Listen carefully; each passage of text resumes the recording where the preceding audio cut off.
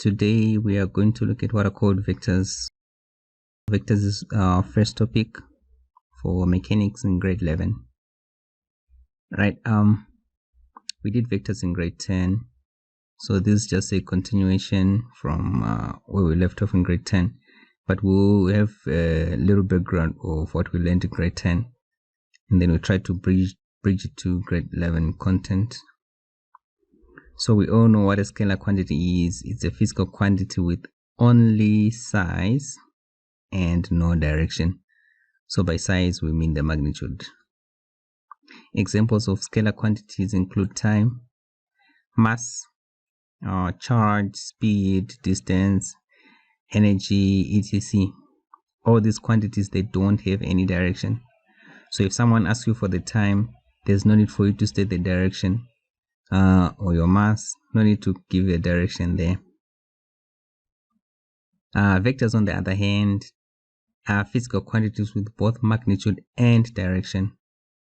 So with vectors, we need to state the direction.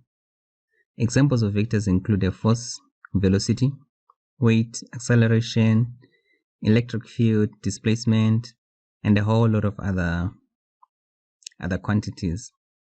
In most cases in physics, we deal with vectors, so this particular topic will be a very good foundation for most topics that you're going to deal with in physics.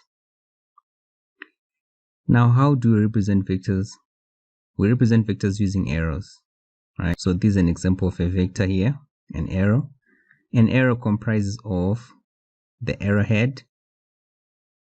All right, this is the arrowhead here. The arrowhead gives us the direction of a vector. And then this side we have what's called the tail of the vector. The tail simply shows us where the vector is starting. And we have the length. So the length from the head to the tail here.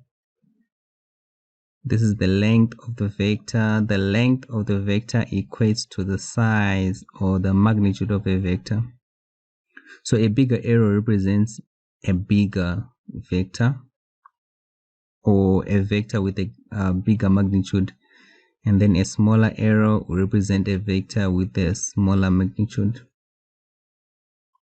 Right. Since scalars don't have direction, it's very easy to add them up.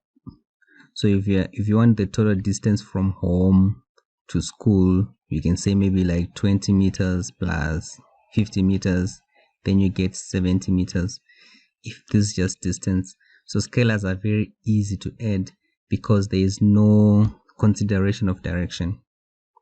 But when it comes to vectors now, it's not so straightforward to add a vector because you have to consider the direction, right?